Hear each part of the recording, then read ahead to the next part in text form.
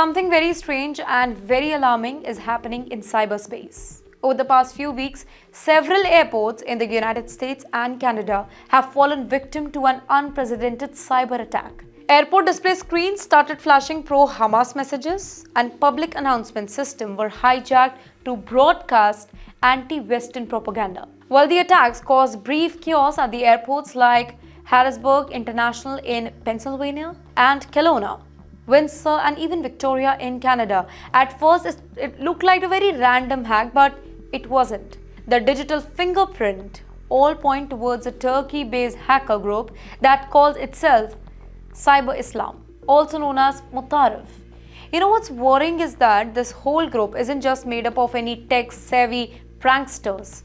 It is allegedly connected to a radical Islamist network called the Islamic Great East Raider Front, or also we can call it IBDAC. Now, IBDAC isn't some any fringe outfit. It's a pro-Al-Qaeda organization that's been around for decades now, and it has a history of being tolerated, even protected, under President Recep Tayyip Erdogan's rule. Well, the ideology of this network is deeply anti-West, right? Anti-Israel, heavily inspired by jihadist rhetoric. So, how did this group all of a sudden go digital? Well, according to experts, this new cyber army was launched earlier this year with the open encouragement from a Turkish jihadist.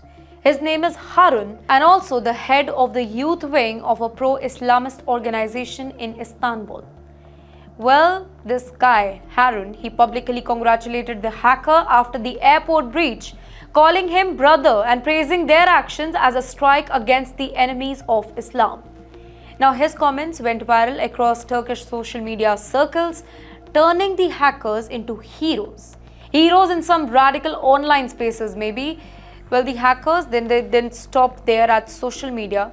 In one of the most shocking incidents, the airport PA system in Harrisburg played a message shouting the F word for Netanyahu and Trump, followed by militant chants. Investigators later said that if the hackers had used that access to play a bomb threat or maybe evacuation order, it could have caused mass panic and endangered lives. So the question is Turkey itself behind this? Here's where things get really murky. There's no concrete proof that Turkish government directly ordered the attack, but the pattern of the tolerance and silence from Ankara, it is raising a lot of eyebrows. Many of these radical outfits operate openly in Turkey.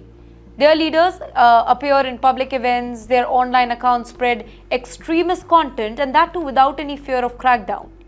Western intelligence officials quietly admit that Erdogan's administration has often looked the other way when the group aligned with their Islamist worldview engage in cyber resistance against the West or maybe Israel. Here, some analysts believe that this could be a part of a new front of hybrid warfare, where no state actors are used to attack Western systems, giving a very possible deniability to governments like Turkey. Basically, in other words, let me simplify this for you. It's cyber jihad, but outsourced. In the meantime, the US and Canada are treating this as a national security wake-up call. Their cybersecurity agencies have launched joint investigations, and there is now growing pressure in Washington to confront Ankara if these links are confirmed. If true, then this would mark a dangerous new chapter where Islamist group protected by NATO member are attacking the Western infrastructure, because make no mistakes here, this isn't just a hack, it's a message, and a loud one. Turkey's radicals are no longer shouting on the streets, they are speaking through your airport loudspeakers.